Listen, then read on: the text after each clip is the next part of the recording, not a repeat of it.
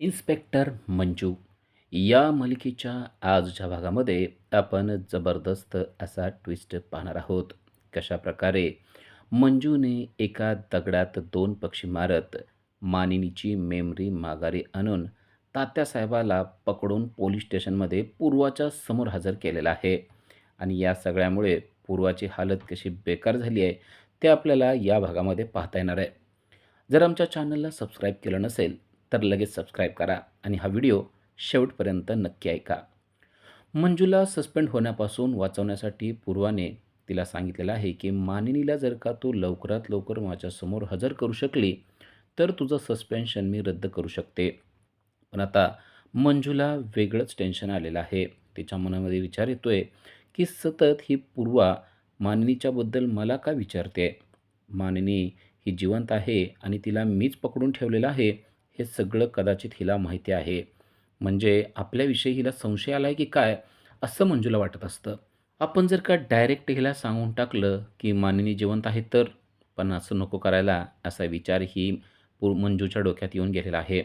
कारण जर का आपण सांगितलं असं तर कदाचित सत्यावर परत काहीतरी अडचण येऊ शकते. कारण ही पूर्वा काही चांगल्या डोक्याची नाही आहे हे आता मंजूच्या लक्षात आलेलं आहे. त्यामुळं मानिनी जिवंत असली तरी लगेचच मानिनीला पूर्वाच्या समोर आणायचं नाही असं देखील तिने ठरवलेलं आहे. आणि त्याप्रमाणे आता ती मानिनीकडं म्हणजे तिच्या घरी गेलेली आहे. मंजूच्या आईने मानिनीची अगदी योग्य खातिरदारी केलेली आहे आणि तिची सगळी राहण्याची व्यवस्थित सोय केलेली आहे. पण त्यांनाच आता टेन्शन आले की ही मानिनी आता वेड्यासारखं करू लागली आहे. तिला काहीच आठवत नाही आहे. चक्क मानिनीला मंजूची आई म्हणते की मी तुझी बहीण आहे, तरी देखील ती त्या गोष्टीवर विश्वास ठेवते. माधुरी आणि मंजूची आई ह्या खरं तर आता हे सगळं सत्याला सांगणार असतात, पण सत्या नेमका जेलमध्ये गेलेला आहे आणि आता मंजू घरी पोहोचलेली आहे. घरी पोहोचल्यानंतर मंजूला त्यांनी सगळी हकीकत सांगितली आहे. काही केल्या मानिनीची मेमरी माघारी येणं गरजेचं आहे.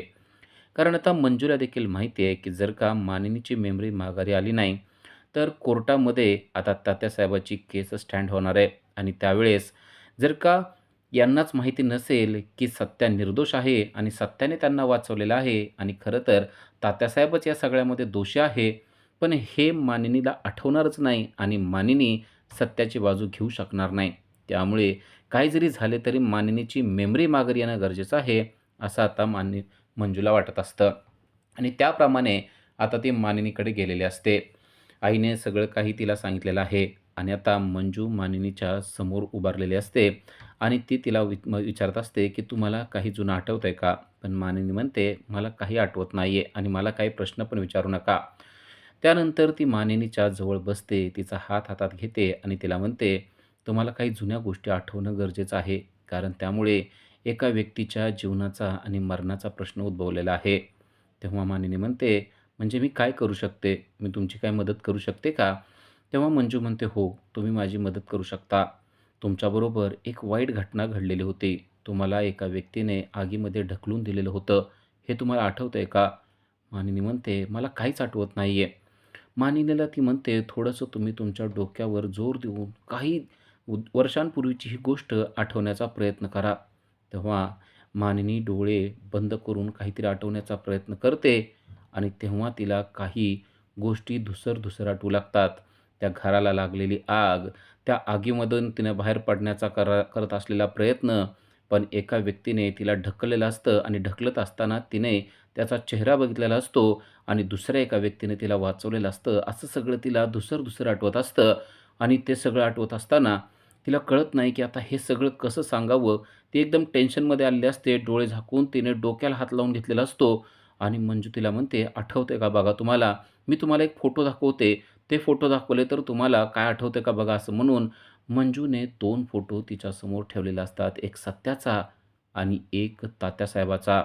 जेव्हा मानिनी डोळे उघडते आणि पाहते, तात्यासाहेबांचा फोटो बघितल्याबरोबर तिच्या धूसर असणाऱ्या आठवणी आहेत, त्या आता स्पष्ट होऊ लागलेल्या आहेत. तात्यासाहेबांनीच आपल्याला त्या आगीच्या कल्लोळामध्ये ढकलून दिलेलं होतं, हे तिला आता लक्षात आलेलं आहे आणि ती एकदम जोरात ओरडते आणि एकदम ती बेशुद्ध पडलेली आहे. मंजूला वाईट वाटू लागतं.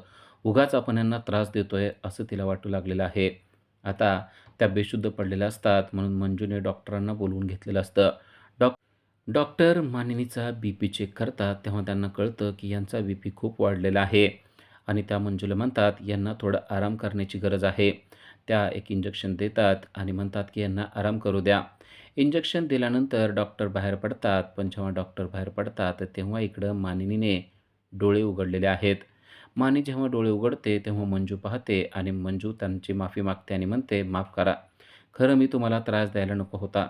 पण माझ्या सत्याच्या जीवन आणि मरणाचा प्रश्न आहे म्हणून केवळ मी तुम्हाला त्रास दिला.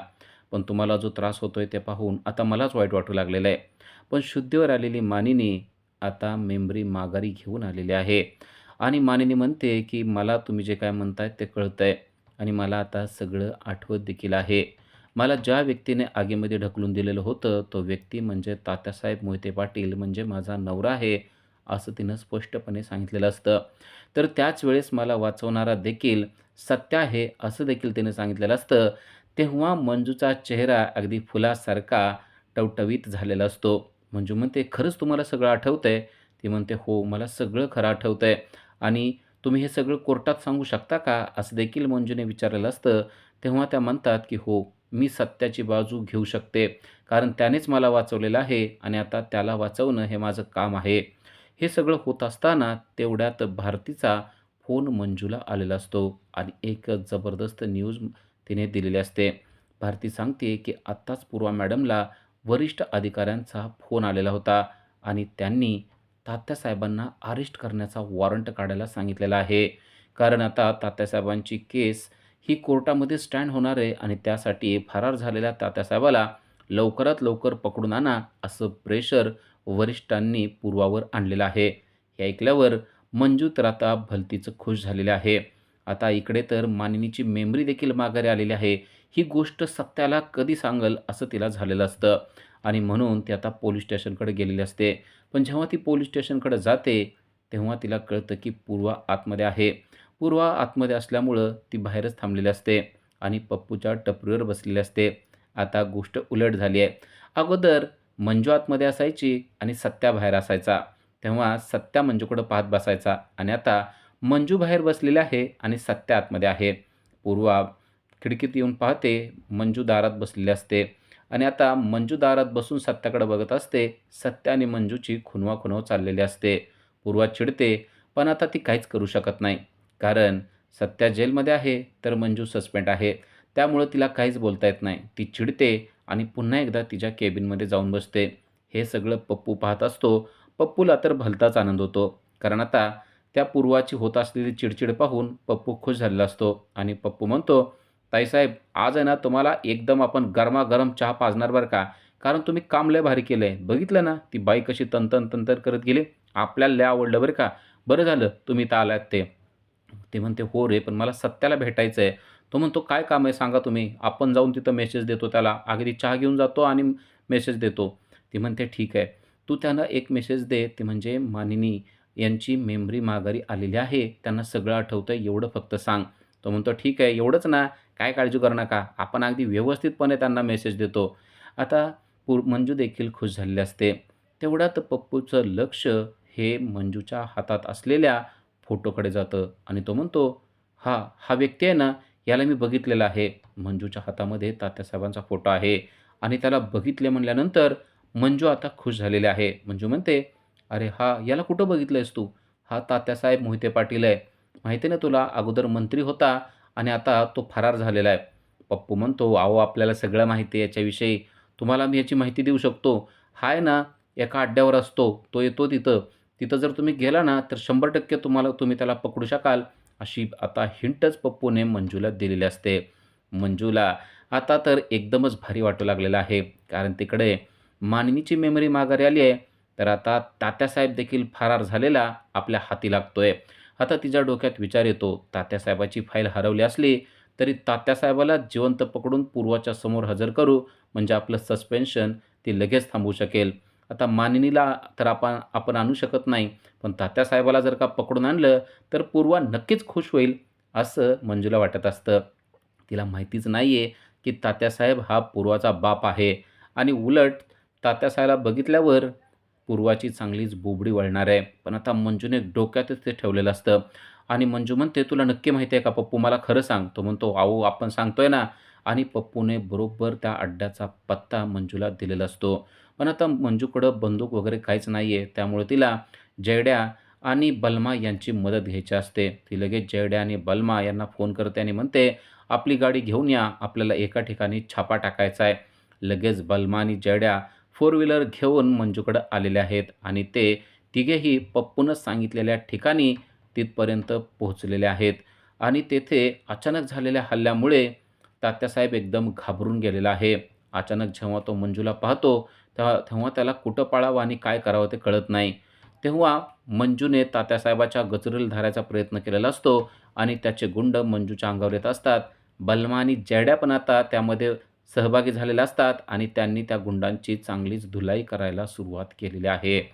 जयड्या, बलमा आणि मंजू हे अगदी तुटून पडलेले आहेत आणि त्यांनी त्या तात्यासाहेबांच्या गुंडांची आणि तात्यासाहेबाची पण धुलाई करायला सुरुवात केली आहे. तात्यासाहेब पळण्याचा प्रयत्न करत असतो, पण आता मंजू मात्र त्याला पळू देत नसते. जवळच पडलेली रस्सी उचलून तिने तात्यासाहेबाला बांधून टाकलेला आहे. तात्यासाहेबाला बांधलेला बघून त्याचे गुंड पळून जातात आणि तात्यासाहेबाला गाडीमध्ये ठेवून आता मंजू पूर्वाकडे म्हणजेच पोलीस स्टेशनला जात आहे. तात्यासाहेब तिला सांगतोय, "याचे परिणाम खूप वाईट होतील एवढं लक्षात ठेव." मंजू म्हणते, "तुला जे काय करायचं ते कर.